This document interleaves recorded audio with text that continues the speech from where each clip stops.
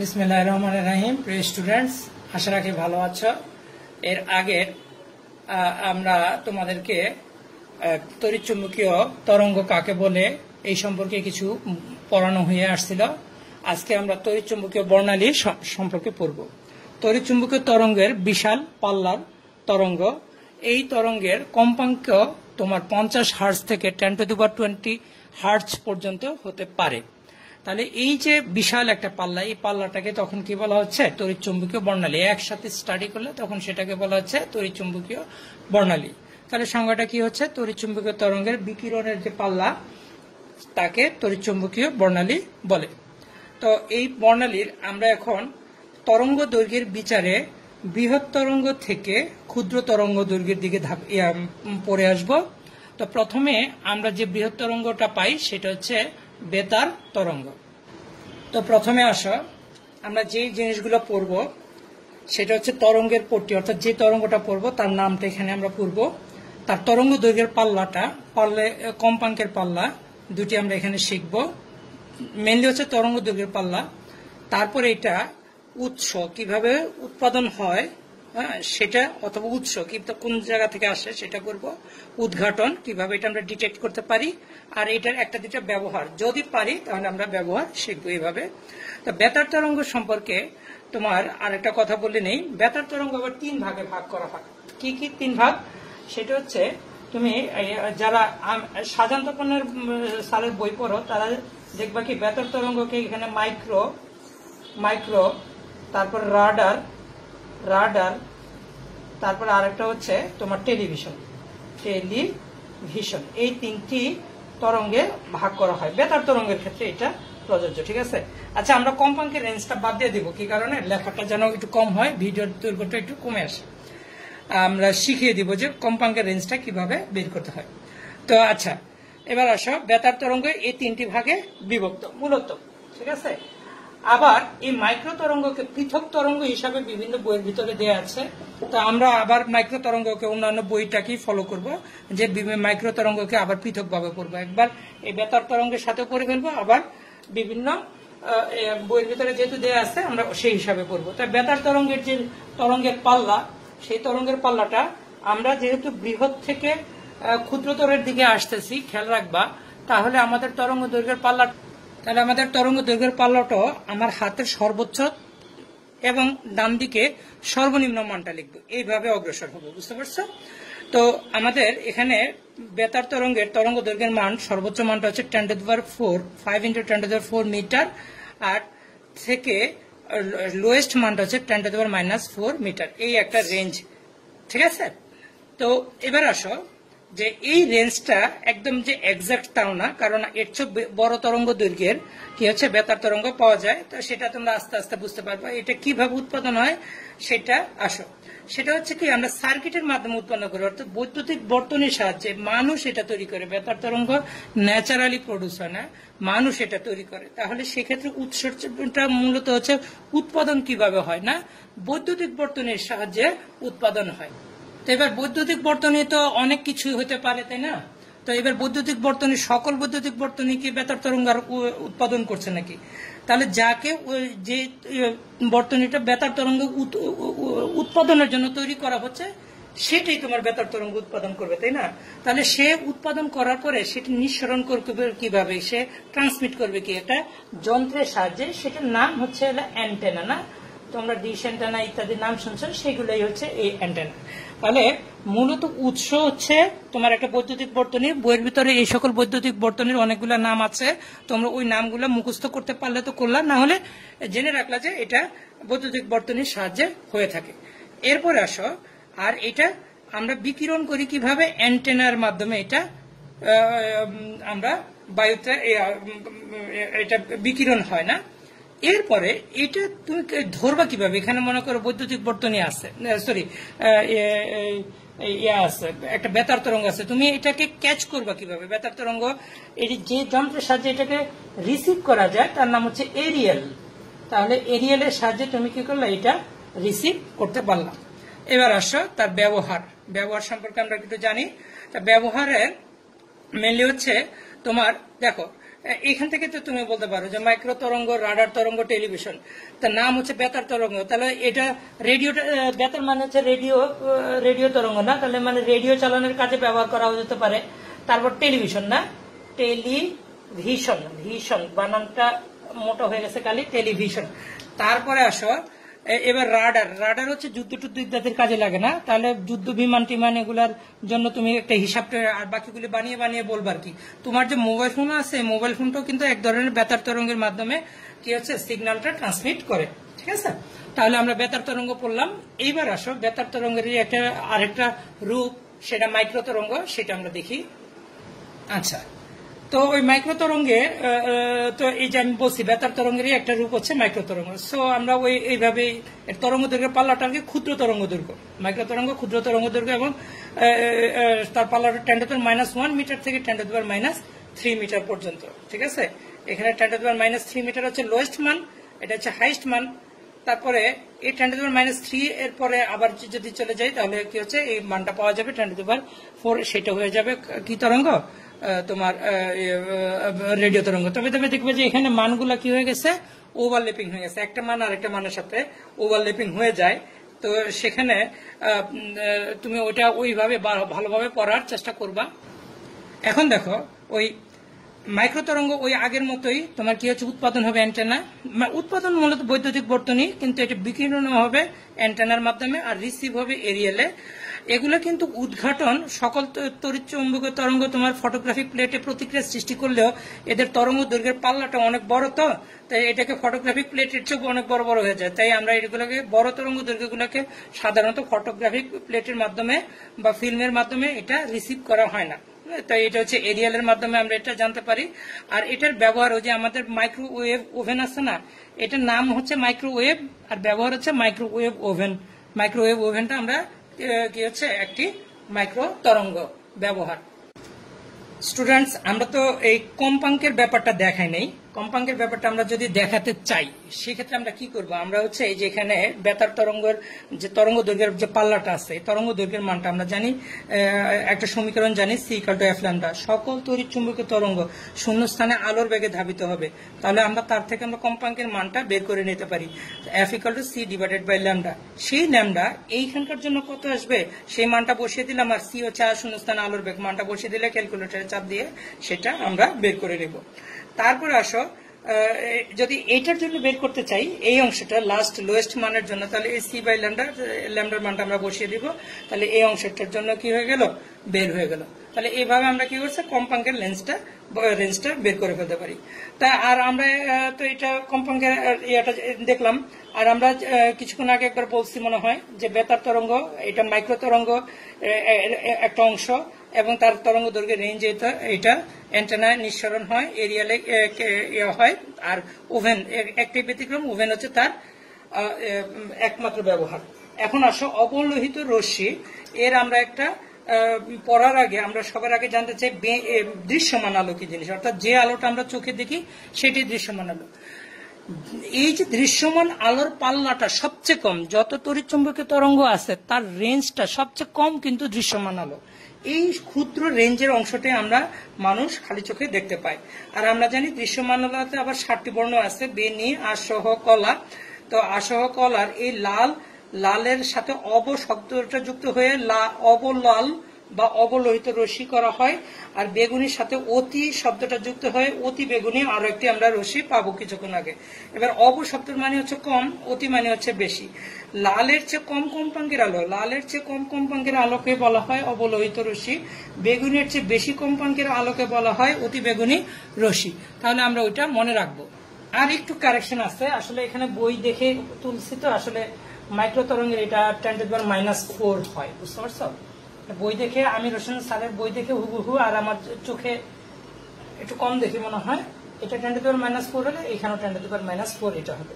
তাহলে অবলোহিত রশ্মির রেঞ্জটা কত আসবে, 10⁻³ মিটার থেকে 10⁻⁻, এটা এভাবে না, এটা আসতে তোমার লালের যে রেঞ্জটা আছে সেই লালের রেঞ্জ।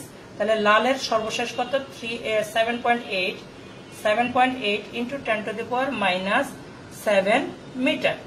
এই হচ্ছে তোমার অবলোহিত রশ্মির রেঞ্জ। তো এই রেঞ্জগুলা বইয়ের সাথে আমার হুবহু না মিললেও আপাতত এইভাবে জেনে যাও, আস্তে আস্তে আমরা এইভাবে অগ্রসর হব। আর এগুলো মানগুলো হচ্ছে কি বইয়ের সাথে ওভারল্যাপিং মান আছে, ঠিক আছে, সেটা ঠিক। তারপরে এগুলো তো তোমরা পড়বাই না, মুখস্থ করবে না, একটা আইডিয়া থাকা উচিত। বইয়ের সাথে আমি হুবহু মিলাচ্ছি না, আগে থেকে বলে রাখলাম বইয়ের সাথে আমার মিলবে না, মানগুলা হুবহু মিলবে না। তাও ওটা ঠিক, তুমি যে কোনো একটা মনে রাখলে হলো, এগুলা নিয়ে তুমি সমস্যা পড়বে না। আস্তে আস্তে আমি সমাধানের দিকে যাব। তো এবার আসো অবলোহিত রশ্মিটা আমরা চিনে নেই। অবলোহিত রশ্মিটা জিনিসটা মূলত কি জিনিস সেটা চিনলে তুমি বুঝতে পারবা যে হ্যাঁ তুমি এ সম্পর্কে কিছু বলতে পারবা। অবলোহিত যে আমার সূর্য থেকে মনে করো শুধু আলো আসে তা না, সূর্য থেকে আমাদের শরীর আমরা তাপও পাই, তাই না? তাহলে এই যে তাপ আসে সেটা শূন্যস্থানের মধ্যে দিয়ে আসে। তাপ 3 ভাবে সঞ্চালিত হয়: পরিবহন, পরিচলন ও বিকিরণ। তাহলে মাধ্যম যদি না পায় তাহলে সেটা হচ্ছে বিকিরণ পদ্ধতিতে আসে। তাহলে পৃথিবী আর সূর্যের মাঝে বিশাল একটা শূন্য মাধ্যম, তাহলে এখানে তাপটা কিভাবে আসে? বিকিরণ পদ্ধতিতে আসে।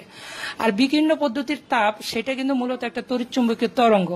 তার মানে অবলোহিত রশ্মি মূলত ওই যে বিকিরণ যে তাপ বলা হয় সেই বিকিরণ তাপটাই, আর কিছু না। তাহলে এবার উৎসটা কি হতে পারে? সূর্য একটা উৎস হতে পারে, কারণ সূর্য থেকে আমরা অবলোহিত রশ্মি পেয়ে যাই। তার মানে সূর্য এটা একটা উৎস না। সূর্য কি হচ্ছে? অত্যন্ত উত্তপ্ত বস্তু। তাহলে আমরা বলতে পারবো অত্যন্ত উত্তপ্ত বস্তু। এই আর একটা জিনিস আমরা বলতে পারলাম। তারপরে আরো কিছু বলা যেতে পারে, যেমন চুল্লি, তড়িৎ শিখা। তো আমরা শব্দগুলো সংক্ষেপে লিখবো। শিখা মানে হচ্ছে তড়িৎ শিখা, না? তারপর চুল্লি, এগুলা সবকটা গরম গরম, যেগুলা তোমার কাছে মনে হবে যে অনেক উত্তপ্ত অবস্থায় আছে। চুল্লিটা এখানে যদি লিখি তাহলে, আচ্ছা চুল্লি লিখবো না, চুল্লিটা একবার লিখে মুছে হচ্ছে জায়গাটা বাঁচানোর জন্য। তাহলে এগুলো থেকে কি হচ্ছে? অবলোহিত রশ্মি নির্গত হয়। এবার সেটা আমরা বুঝতে পারবো কিভাবে? মানুষ একটা জিনিস গরম, এটা অন্ধকার একটা ঘর, এই ঘরের ভিতরে এই কলমটাকে অনেক উত্তপ্ত করে এসে আমার শরীরের সামনে ধরলে আমরা বুঝতে পারবো না এটা গরম কিছু একটা আমার শরীরের কাছাকাছি আসছে। তার মানে এটা উদ্ঘাটন হয় একটি যন্ত্রের সাহায্যে, সেটার নাম হচ্ছে ত্বক। এছাড়াও থার্মোট্রানজিস্টার, ফটোট্রানজিস্টার, থার্মোপাইল লিখলাম। ফটোট্রানজিস্টার আর লিখবো না, মুখে বলে দিচ্ছি, এটা লিখবো না, তোমরা বই দেখে পড়ে নেও। এগুলো দ্বারাও কি হচ্ছে? অবলোহিত রশ্মি ডিটেক্ট করা যায়। এরপরে আসো অবলোহিত রশ্মির ব্যবহার আছে। অবলোহিত রশ্মির ব্যবহারটা কি? আমি এখানে 2টি বা 3টি লিখে রাখলাম, যে ব্যবহার লিখলাম। প্রথমে আসো অন্ধকারের ছবি। যে আমরা বিভিন্ন ডিসকভারি চ্যানেল বা ন্যাশনাল জিওগ্রাফিক চ্যানেলে একটা জিনিস হরহামেশাই দেখে থাকি, সেটা হচ্ছে কি, যে জন্তু জানোয়ারের ছবি ইত্যাদি হচ্ছে এটা রাতের নাইট মুডে তোলা। তো এই নাইট মুডে অন্ধকারের যে ছবিটা কিভাবে তুলতেছে, ভিডিওটা কিভাবে করতেছে, সেটা ইনফ্রারেড অন্ধকারে এই ছবিটা তোলা যায়, কুয়াশার মধ্যে এই ছবিগুলা তোলা যায়। চিকিৎসা দেখো, কোনো জায়গায় কেটে গেলে বা পুড়ে গেলে বা কোনো একটা ব্যথা পেলে সেখানে সামান্য তোমার এই হিট দিলে ভালো লাগে, গরম পানি ঢালে, আমরা গরম পানির সেক দেই বা কোনো কিছু সেক দেই। তার মানে হচ্ছে এই চিকিৎসাতেও কি হচ্ছে? অবলোহিত রশ্মিটা আমরা ব্যবহার করে থাকি। আমাদের বাসা বাড়িতে যে টিভি আছে, টিভির রিমোটটা কিন্তু অবলোহিত রশ্মি দ্বারাই চালিত হয়। এবার আসো দৃশ্যমান আলো।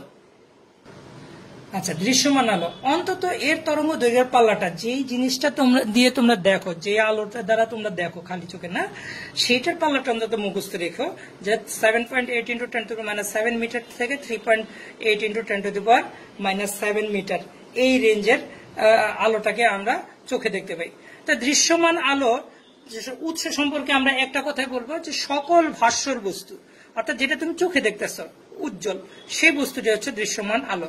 আর এটার ব্যবহারটা পর আমরা খুব বেশি যাবো না। এর উদ্ঘাটন কোথায় তুমি দেখো, এখানে আলো আছে কি নাই এটা আমরা কি দিয়ে বুঝতে পারি? চোখ দিয়ে।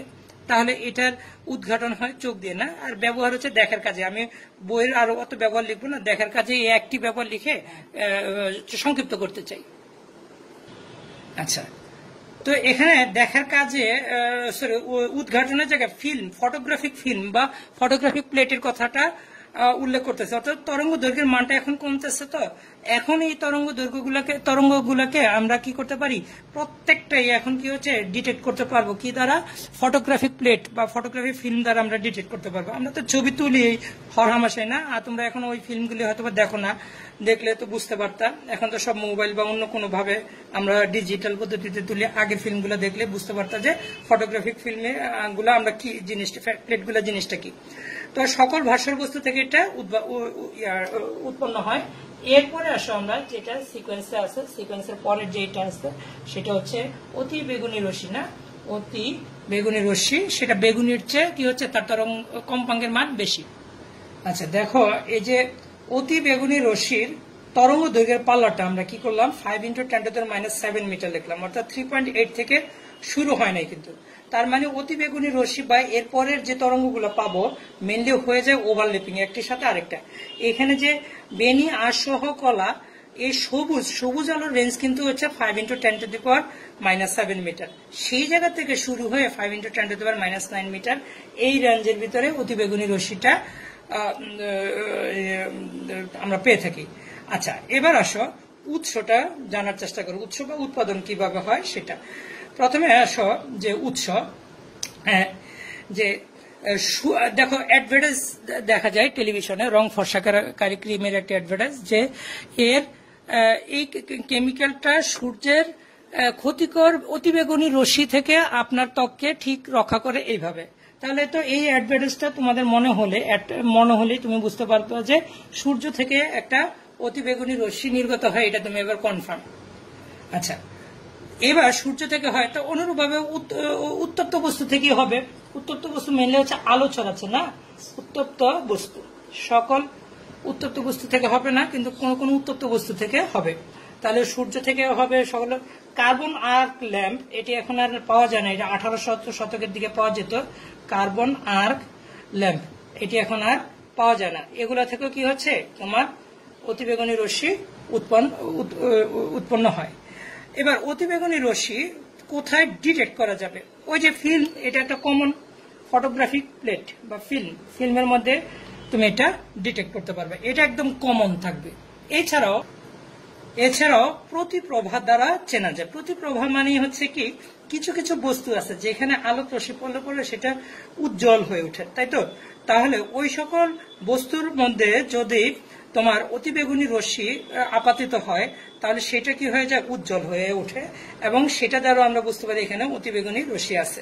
আর অতিবেগুনি রশ্মির অনেকগুলো ব্যবহার আছে, বই দেখে পড়ে নিও। একটা ব্যবহার হচ্ছে যে চুরি নিরোধক যে অ্যালার্ম আছে সেটি ব্যবহার করা হয়। তারপরে আমাদের যে লিফট আছে, স্বয়ংক্রিয় দরজা অটোমেটিক খুলে বন্ধ হয়ে যায়, সেগুলো অতিবেগুনি রশ্মি দ্বারাই এগুলো তৈরি করা হয়। তারপরে হচ্ছে জাল নোট, আসল হীরা, নকল হীরা শনাক্তকরণ ইত্যাদি কাজে তোমার কি হচ্ছে অতিবেগুনি রশ্মি ব্যবহার করা হয়ে থাকে। তো এরপরে আসো আমরা এখন এক্স রে সম্পর্কে শিখব, প্লাস একটু গামা রশ্মি সম্পর্কে, দুইটা একই সাথে যাব সামনের দিকে। তার প্রথমে আসো এক্স রশ্মি, তার তরঙ্গ দৈর্ঘ্যের রেঞ্জ 10⁻⁸ মিটার থেকে 5 × 10⁻⁻15 মিটার, এই রেঞ্জের ভিতরে। গামা রশ্মিটাও দেখো 5 × 10⁻11 মিটার থেকে 5 × 10⁻15 মিটার। অর্থাৎ এইটার তরঙ্গ দৈর্ঘ্যের রেঞ্জ এবং এটার তরঙ্গ দৈর্ঘ্যের রেঞ্জ একটা আরেকটার সাথে কি হয়ে গেছে, উপরিপাতিত হয়ে গেছে। এখানে যেমন উপরিপাতিত হয়ে গেছে, এখানে ওভারল্যাপিং হয়ে গেছে। তাহলে মনে করো পরীক্ষায় একটা প্রশ্ন আসছে, 5 × 10⁻15 মিটারের একটি তড়িৎ চুম্বকীয় তরঙ্গ, সেটা কি ধরনের রশ্মি, গামা রশ্মি, এক্স রশ্মি, অতিবেগুনি রশ্মি নাকি দৃশ্যমান আলো? এটা দ্বারা আসলে এটা একটা ভালো প্রশ্ন না, এটা দ্বারা আসলে বুঝতে পারবে না যে এটা আসলে কিভাবে কি রশ্মি, এটা আসলে বোঝা যায় না।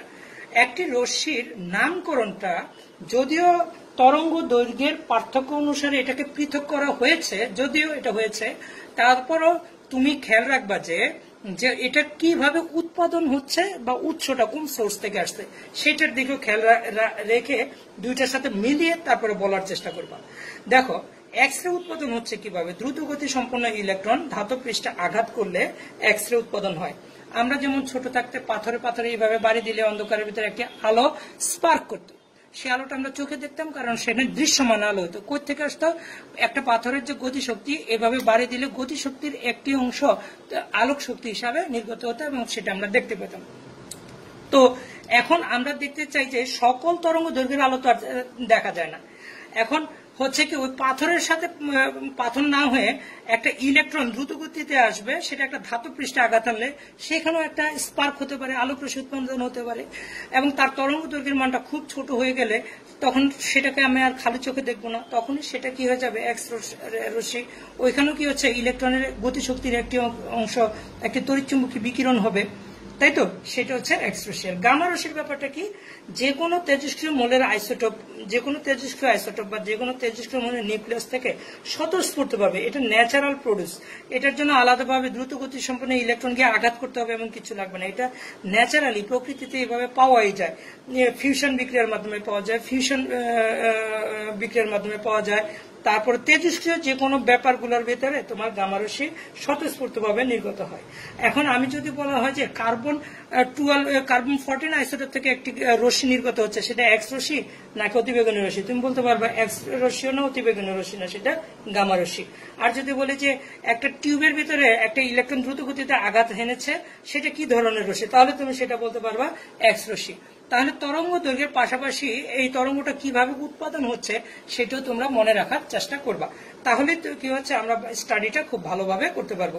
তাহলে আমরা এটা তো গেল, এবার আসো এক্স রশ্মি আগের মতো কিভাবে উদ্ঘাটন করা যাবে ওই ফিল্ম দ্বারা। কারণ তোমরা হর হামেশাই ডাক্তারের কাছে গেলে কি হচ্ছে এক্স রে ফিল্ম দেখো, তাই না, এক্স রে ফিল্ম এভাবে হাড় ভাঙা ইত্যাদি। ও আচ্ছা, বলে ফেললাম এর ব্যবহার, তাহলে আমি সংক্ষেপে বলবো এর ব্যবহার অনেক বেশি। তারপর আমরা সংক্ষেপে বলবো যে এর ব্যবহার চিকিৎসা শাস্ত্রে আছে, তারপর গোয়েন্দা বিভাগে আছে, তোমরা এটা খুঁজে বের করবা। তারপর আছে শিল্প অঞ্চলে, শিল্প ক্ষেত্রে এর ব্যবহার আছে, এর ব্যবহার আছে এগুলা। আর গামা রশ্মি ডিটেক্ট করবা কিভাবে, ওই ফটোগ্রাফি ফিল্ম, এটা একটা পদ্ধতি, ঠিক আছে। এই ঘরে আর একটা হচ্ছে একটা যন্ত্র আছে, সেটা হচ্ছে জিএম কাউন্টার বলে, জিএম গাইগার মুলার কাউন্টার, ঠিক আছে, জিএম কাউন্টার, আমরা এটা লিখে নেই আগে, জিএম কাউন্টার। তাহলে এইভাবে তুমি কি করতে পারবে যে গামা রশ্মি কোথাও গামা রশ্মি আছে কিনা আমরা এই জিএম কাউন্টার দ্বারা, জিএম কাউন্টার অথবা ফিল্ম দ্বারা এটা বুঝতে পারি। আর গামা রশ্মির তেমন একটা ব্যবহার নাই, কারণ গামা রশ্মি করে কি, আচ্ছা ব্যবহারটা আগে দেখো। গামা রশ্মি মানুষের ক্যান্সার হলে আমরা যে রেডিওথেরাপির কথা বলি, সেখানে গামা রশ্মি দেওয়া হয়। গামা রশ্মি ক্যান্সারের কোষকে ধ্বংস করে, পাশাপাশি সে ভালো একটা কোষকে আবার কি করে বিনষ্ট করে ফেলে। তাহলে যে ক্যান্সার তৈরি, তাহলে ক্যান্সারটা কি হয়, একটা ক্যান্সারের কোষ যেটা ধ্বংস হয় সেটা ক্যান্সার ভালো হয়ে যাচ্ছে, কিন্তু পার্শ্ববর্তী অন্য ভালো কোষটা ধ্বংস হওয়ার কারণে সেটা আবার ক্যান্সার আক্রান্ত হয়। তাহলে গামা রশ্মি কি করে, ক্যান্সার ধ্বংস করে প্লাস ক্যান্সার সৃষ্টি করে। তাহলে আমরা এখানে শুধুমাত্র ক্যান্সারের চিকিৎসা এই কথাটা লিখে রাখবো, আর কিছু না, ক্যান্সারের চিকিৎসা। এর ব্যবহার খুব কম, গামা রশ্মির ক্ষতিকর দিক আছে তো, তাই এর ব্যবহার খুব কম হয়ে থাকে। এই হচ্ছে আমাদের তড়িৎচুম্বকীয় বর্ণালী সম্পর্কে সামান্য কিছু ধারণা আমরা পড়লাম। আর বই দেখে তোমরা ডিটেল পড়বা, এই হচ্ছে তোমাদের প্রতি আমার একটা রিকোয়েস্ট, তোমরা বই দেখে ডিটেল পড়বা। এখন আমরা এরপরে, যদিও এর আগের একটি ভিডিওতে আমি দৃশ্যমান আলোর এই তরঙ্গ দৈর্ঘ্যটা আমি দেখিয়েছি, কিন্তু আজকে এখন এটা অবধারিত হয়ে গেছে। এখানে দৃশ্যমান আলো দ্বারা আসলে যে বেনি আসহ কলা এই 7টি তরঙ্গ দৈর্ঘ্য বোঝাচ্ছে, যার ফলে এখন আমাদের উচিত যে প্রত্যেকটা তরঙ্গ দৈর্ঘ্যের আবার বেগুনির রেঞ্জ কত, সবুজের রেঞ্জ কত সেটা দেখানো। সেটা দেখানোর পরে আমরা আরেকটা কাজ করব ভিডিওর একদম শেষের দিকে, এই যে এই তরঙ্গ দৈর্ঘ্য তো তুমি পড়বাই না, আমার মনে হয় মনেও রাখবা না, একবার রিডিংও পড়বা না, কিন্তু একটা পদ্ধতি করব যাতে একটা ধারণা হয় এক্সাক্ট, অর্থাৎ আমি একটা পদ্ধতি দেখিয়ে দিব যে এইভাবে তুমি মনে রাখার চেষ্টা করতে পারো। সেইখানে যে পদ্ধতিটা দেখাবো, সেখানে যে তরঙ্গ দৈর্ঘ্যের পাল্লাটা থাকবে তার সাথে হুবহু এখানকার সবকিছু মিলবে না। যেমন ওইখানকার ক্ষেত্রে আমি এখানে 5 × 10⁻11 আছে, তো আমি 5 × 10⁻11 এর পরিবর্তে 5 শব্দটা থাকবে না, এরকম কিছু থাকতে পারে, কিন্তু কাছাকাছি, অর্থাৎ তুমি ধারণাটা ভালোভাবে নিতে পারো বা আইডিয়াটা ক্লিয়ার হয় এমন ভাবে আমি কি হচ্ছে আরেকটা ভিডিওর শেষের অংশ সেটা দেখাবো। তাহলে এখন আমরা প্রথমে যেটা দেখব সেটা হচ্ছে দৃশ্যমান আলোর বিভিন্ন বর্ণের তরঙ্গ দৈর্ঘ্যের পাল্লা। এরপরে যেটা দেখব এই তরঙ্গ দৈর্ঘ্য মনে রাখার কোন একটা কৌশল সম্পর্কে আমরা আলোচনা করব। ধন্যবাদ। এরপরের অংশের জন্য তোমরা প্রস্তুত হও। আচ্ছা, সর্বশেষ ভিডিও যাওয়ার আগে আবারও একটা কারেকশন দেই। আসলে এটা আমি আবারও ভুল করেছি, আমি কয়েকটা বই চেক করেছি, এটা 10⁻⁻4 হবে না, 10⁻⁴ -1 থেকে শুরু হবে, ঠিক আছে। এটা 10⁻⁻1 মিটার থেকে 10⁻³ মিটার। তার মানে হচ্ছে এইখানেও কি হচ্ছে, ওভারল্যাপিং মানটা রয়ে গেছে। ওভারল্যাপিং মানটা রয়ে যাওয়ার কারণে এখানে একটু আমার ভুলভ্রান্তি হয়ে গেছে। তো তোমরা জেনে রাখো, এটা আমি একবার কারেকশন, প্রথমে 10⁻⁻1 ছিল, পরে আবার আমরা 10⁻⁻4 লিখেছিলাম। তো এখন ভাবছিলাম যে এটার আর প্রান্তীয় মানটা ঠিক থাকবে, একই রকম থাকবে, কিন্তু পরে দেখলাম যে না, এটা আসলে 10⁻⁻1 মিটারই আসে। আরো 2টা বই চেক দিলাম, সেখানে এই মানটাই পাওয়া যাচ্ছে। তো মাইক্রো তরঙ্গ তো আসলে সাধারণত স্যারের বইয়ের ভিতরে নাই, আর আমির হোসেন স্যারের বইয়ের ভিতরে লেখাটা অত্যন্ত ছোট, ফলে আমি চোখে ওইভাবে পার্থক্যটা করতে পারিনি। তো তোমরা এই কারেকশনটা করে তারপরে করবা। ধন্যবাদ। আচ্ছা, এখন আমরা এর আগেও একবার এটা দেখেছিলাম, আবারও আরেকবার দেখি যে দৃশ্যমান আলোর তরঙ্গ দৈর্ঘ্যের পাল্লাটা কেমন। এটা বারবার দেখলে তোমরা তো বাসায় পড়বাই না, তাহলে আমরা বারবার লিখে লিখে আমরা চেষ্টা করবো যে যদি কেউ ভুলে ভিডিওটা দেখে ফেলে তাহলে সে যেন শিখে ফেলে, ঠিক আছে।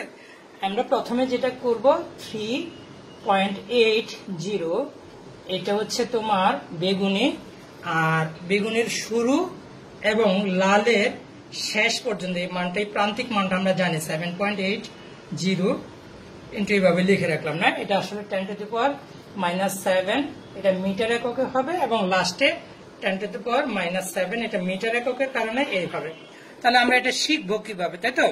তাহলে আমরা শুরু করব কি, এখানে লিখবো প্রথমে একবার 4, 4, 5, 5, তারপরে 5 লিখবা 3টা, 4 লিখবা 2টা, 6 একবার। আর এইখানে আবার শুরু করবা যে 4, এই জিনিসটা আবার রিপিট হবে, 4, 4 2 বার, 5 3 বার, তারপরে 6 একবার। এটা লিখবা, লেখার পরে সবকটার মধ্যে দশমিক চিহ্ন দিয়ে দিবা, দশমিক চিহ্ন, দশমিক চিহ্ন, দশমিক চিহ্ন, ঠিক আছে, বুঝতেছ। তারপরে আসো, তারপরে একটা কঠিন মান আছে, এই মানটা 240 782, মানটা মনে থাকতে নাও পারে। প্রথমে লিখবা 240 আর উপরে নিচে লিখবে না, তাহলে এই যে 240 2 4 0 240 782 782। তো এখানেও ওই 240 782 লেখা, 240 মানে শূন্যটা নিচে যাবে, আর 782 গেল। এবার আসো, তুমি এখানে 550 লিখবে, 550 550 550 550। এরপরে গুণ চিহ্ন দিয়ে দিবা সবকটার সাথে।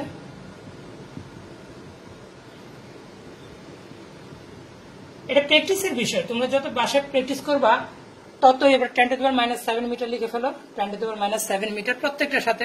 আর প্রত্যেকের সাথে এই 10⁻⁷ মিটার লিখে দিলে আমরা কি হচ্ছে দৃশ্যমান আলো, বেনি আসহ কলা, ইংরেজিতে এটা বলা হয় ভিপ গোয়ের, হ্যাঁ, এটা হচ্ছে বেগুনি, নীল, আসমানি, সবুজ, হলুদ, কমলা, লাল, কি হচ্ছে ক্ষুদ্র থেকে বৃহৎ, এইভাবে তরঙ্গ দৈর্ঘ্যের হিসাবে আমরা কি হচ্ছে তরঙ্গ দৈর্ঘ্য পাল্লাটা লিখে ফেলতে পারলাম। এইখান থেকে এই রেঞ্জটা হচ্ছে বেগুনি, এই রেঞ্জ থেকে এখানে হচ্ছে নীল, আসমানি, সবুজ, হলুদ, কমলা এবং লাল।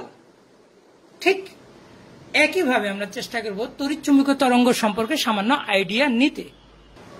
তো তড়িৎচুম্বকীয় তরঙ্গ আমরা তোমাদেরকে 7টি তরঙ্গ শিখিয়েছি। তো 7টি তরঙ্গটাকে আমরা সংক্ষেপে এইভাবে বলতে পারি: বেতার তরঙ্গ, রেডিও তরঙ্গ, মাইক্রো তরঙ্গ। আমি বড় থেকে ছোটর দিকে যাচ্ছি, রেডিও থেকে আমি গামা রশ্মির দিকে যাব। মাইক্রো তরঙ্গ, মাইক্রো তরঙ্গের জন্য এম, তারপরে অবলোহিত ইনফ্রারেড, ইনফ্রারেডের জন্য আই, তারপরে ইনফ্রারেডের পরে আর কি আছে ভিজিবল, তারপরে হচ্ছে আল্ট্রাভায়োলেট রে, আল্ট্রাভায়োলেট রে এর জন্য হচ্ছে ইউ মানে অতিবেগুনি রশ্মি, তারপরে এক্স রশ্মি, তারপরে গামা রশ্মি। এই 7টা 1 2 3 4 5 6 7 7টি তরঙ্গ। এবার যদি এইভাবে যাও বৃদ্ধি পাবে, কি বৃদ্ধি পাবে? কম্পাঙ্ক খেয়াল রাখবা। অর্থাৎ যত তুমি রাডার রেডিও তরঙ্গ থেকে গামা রশ্মির দিকে অগ্রসর হবা তার কম্পাঙ্কের মান বৃদ্ধি পাবে, খেয়াল থাকবে। আর কম্পাঙ্কের মান বৃদ্ধি পেলে শক্তির মানও বৃদ্ধি পাবে। শক্তি হচ্ছে কি হচ্ছে E=hf, তড়িৎচুম্বকীয় তরঙ্গের সমরূপ। এফ বৃদ্ধি পাওয়া মানে হচ্ছে শক্তির মান বৃদ্ধি পাওয়া। আর এইভাবে গেলে কি হচ্ছে, তরঙ্গ দৈর্ঘ্যটা এরকম থাকবে, অর্থাৎ তরঙ্গ দৈর্ঘ্য কেমন হয়ে যাবে, কমতে থাকবে। যত তুমি এদিকে যাবা তরঙ্গ দৈর্ঘ্য কমতে থাকবে, অর্থাৎ গামা রশ্মির তরঙ্গ দৈর্ঘ্য ক্ষুদ্র হবে, সবচেয়ে কম হবে। তরঙ্গ দৈর্ঘ্য দিয়ে যদি তুমি বলো সেটা হচ্ছে hc divided by lambda. So এই শক্তিটা কি হচ্ছে, তরঙ্গ দৈর্ঘ্যের ব্যস্তানুপাতিক। এটা একটা জিনিস। এবার আমাদের এই জিনিসটা মনে রাখা অনেক কৌশল বিভিন্ন বইয়ে বিভিন্ন জায়গায় আছে। কেউ লিখছে কি যে remember me I visited your ex girlfriend. তাহলে কি হচ্ছে, এই RMVUXG এটা মনে রাখছে কেউ। আচ্ছা, আবার কেউ কেউ কি করেছে, এই যে ভিজিবল লাইট, তো এখানে ভিজিবল লাইট দুটি শব্দের মধ্যে এল শব্দটা গ্রহণ করে এইভাবে তারা বর্ণনা করছে, rich man in London uses extra gold coin. অনেক পদ্ধতি আছে। যে রিচ ম্যানের আর সেটা হচ্ছে রেডিও তরঙ্গ, ম্যানের এম মাইক্রো তরঙ্গ, ইনের I infrared light, visible light, uses এর ইউ আল্ট্রাভায়োলেট, এক্সট্রা এক্স রশ্মি, গোল্ডের জি গামা রশ্মি। তো এটা বিভিন্ন জনে বিভিন্ন ভাবে করে। আমার এত ঝামেলা আর ভাল লাগছে না। আমরা যেটা করি সেটা একটা নাম, একটা মানুষের নাম কল্পনা করে ফেলি, যে এটা নাম বলে ফেলি রুমি ভাগস জি। নামটা একটু আনকমন, শুনতেও ভালো লাগে না, রুমি ভাগস জি, বাস সেটাই আমার নাম। আমি এইভাবে মনে রাখি, এত ঝামেলা আমার আর করবো না। আমি এইভাবে বলবো যে রুমি ভাগস জি, লিখে ফেলি রুমি, বেশি গ্যাপ হয়ে গেছে, রুমি ভাগস জি। এখন আসো আমরা এর তরঙ্গ দৈর্ঘ্যের হিসাবটা করব। তাহলে প্রথমে তুমি এখানে 0.1 লিখে ফেলবা, আর এটা লিখে ফেলবা 10⁻³ ফলো করবা, ঠিক আছে? তো এখানে 0.1 আর এখানে 10⁻³ এটা তো তুমি প্রথমে লিখে ফেললা।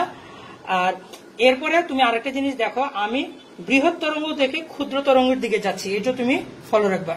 ফলো রাখার পরে এই যে ভিজিবল লাইট এর রেঞ্জটা তো তুমি জানো, সেটা ন্যানোমিটার এককে যদি লেখো তাহলে সেটা 780 ন্যানোমিটার থেকে 380 ন্যানোমিটার। এই জিনিসটা তোমার মুখস্থ আছে, সেটা বারবার পড়ার কারণে তোমার মুখস্থ গেছে। এই জিনিসটা এটা লিখবা। লিখার পরে এরপরে আমরা রেঞ্জগুলো এভাবে, এটা কিন্তু এক্সাক্ট রেঞ্জ হবে না, এটা হচ্ছে মোটামুটি রেঞ্জ, মোটামুটি রেঞ্জে চলবে। খেয়াল করবা, এটা যেহেতু এখানে 780, এটা হচ্ছে এখানে শুরুর বৃহৎ সর্বোচ্চ মান, এইখানে গেলে সেটা সর্বনিম্ন, আর এইখানে 380 যেহেতু সর্বনিম্ন মান, এইখানে আসলে আল্ট্রাভায়োলেটে আসলে তার জন্য আসবে সেটা সর্বোচ্চ। তার মানে হচ্ছে এইখানে 780 লিখলে এইখানে তুমি 780 লিখে ফেলো, আর এখানে তুমি 380 লিখে ফেলো। এই হচ্ছে কাজ। পরে তুমি এখানে 1 লেখো, এখানে 1 লেখো। তারপরে এইখানে যেহেতু 1 লিখছো, তুমি দেখো এই 780টা এখানে লেখার কারণে এখানে 780 লিখছো, এখানে 1 লেখার কারণে তুমি এখানে কি লিখবা, 1 লিখবা। বুঝতে পারছো? অনুরূপ ভাবে এইখানে 380 লিখলে এখানে 380 লিখছো, তাহলে এইখানে 1 লিখলে তুমি এখানে কত লিখবা, 1। আর এখানে লাস্টে আসছে 10⁻³ মিটার, তাহলে তুমি এখানে লাস্টে 10⁻² মিটার লেখো। আর এইখানে যেহেতু তোমার 1, তোমার এখান থেকে এখানে 1 লাস্টে পড়ে গেছে, তাহলে আর এটা হচ্ছে উপরের দিকে আসছে, তাহলে সেই মানটা এখানে চলে আসবে, এটা লাস্টের মানটা মনে করো, তাহলে এখানে হয়ে যাবে 0.1। আচ্ছা, এইবার হিজিবিজি লাগছে তোমাদের কাছে, হয়তো বুঝতেছো না। এখানে 3টি এককে ব্যবহার করা হবে, 1 মিটার, মিলিমিটার আর ন্যানোমিটার, ঠিক আছে? তাহলে প্রথমে ডান সাইডের সব কয়টাকে মিটার, মিলিমিটার, ন্যানোমিটার এইভাবে প্রথমে লিখবা। লেখার পরে বাকি যা থাকবে সব ন্যানোমিটার এককে আসবে, ন্যানোমিটার, ন্যানোমিটার, ন্যানোমিটার, এখানে সব কটা ন্যানোমিটার এককে আসলো। এইবার দেখো এইখানে এবার দেখো ন্যানোমিটার একক থাকলে এই সাইডের এটাও কত আসবে, এখানে 1 হচ্ছে ন্যানোমিটার, সরি 380, এখানে ন্যানোমিটার আছে, তাহলে এখানে কত আসবে, ন্যানোমিটার একক আসবে। এখানে ন্যানোমিটার 780, এখানে কত আসবে, ন্যানোমিটার। এখানে মিলিমিটার একক আছে, তাহলে এইখানে আসবে মিলিমিটার একক। এখানে আছে মিটার, তাহলে এখানে আসবে মিটার। আচ্ছা, এটা হবে গ্রেটার দেন, অর্থাৎ 0.1 এর চেয়ে 0.1 মিটারের চেয়ে বড় আসবে। আর এটা ন্যানোমিটার, এটা হচ্ছে 10⁻³ মিটারের চেয়ে লেস আসবে। তাহলে এই হচ্ছে তোমার মোটামুটি ভাবে মনে রাখার জন্য একটা মোটামুটি মান পাবা, আর কি এক্সাক্ট হুবহু মান না পেলেও রেঞ্জটা পাওয়া যাবে, ঠিক আছে? যে কোনো তরঙ্গের রেঞ্জটা তুমি পাওয়া যাবে। আর বুঝতে পারো না, এটা প্র্যাকটিসের ব্যাপার। আবারও করি, ওই যে দেখো আমরা লিখবো রুমি ভাগস জি, কয়েকবার করলে হয়ে যাবে। এখানে তখন 0.1 লিখে রাখতে হবে, এখানে কত 10⁻³ তারপরে এটা বারবার প্র্যাকটিসের ভিতরে ভিজিবল লাইট এটা তুমি জানো, সেটা 780 380 এটা হচ্ছে তার রেঞ্জ। এখানে 380 হলে এখানে আসবে 380, এখানে 780 হলে এখানে আসবে 780। এবার তুমি কি করবা, এখানে 1 দিয়ে দিবা, এখানে 1 দিয়ে দিবা, আর এখানে 1 থাকলে এটা 1 আসবে, এখানে আসবে, এটা যেহেতু 10⁻³ আছে এটা আসবে 10⁻²। এখানে 1 আসলে সেই 1 এখানে বসবে, আর এখানে 0.1 আসতে হবে, এখানে 0.1 বসবে। একক বসবে 3টাই, এখানে এটা মিটার, তারপরে মিলিমিটার, তারপরে সব ন্যানোমিটার, সব ন্যানোমিটার, সব ন্যানোমিটার, সব ন্যানোমিটার, সব ন্যানোমিটার। ঠিক আছে, এবার এখানে ন্যানোমিটার থাকলে এটাও আসবে, এটা ন্যানোমিটার, অতএব এটাও ন্যানোমিটার। এই 1 এই যে এই 1ই তো, এই 1টা এখানে ন্যানোমিটার, সো এটা ন্যানোমিটার। 380 এখানে ন্যানোমিটার, তাহলে এই 380 ন্যানোমিটার। 780 এখানে ন্যানোমিটার, তাহলে এটাও ন্যানোমিটার। এই 1 এখানে মিলিমিটার, তাহলে এটা হচ্ছে মিলিমিটার। এইখানকার এই 0.1 মিটার, তাহলে এটা হচ্ছে পয়েন্ট এত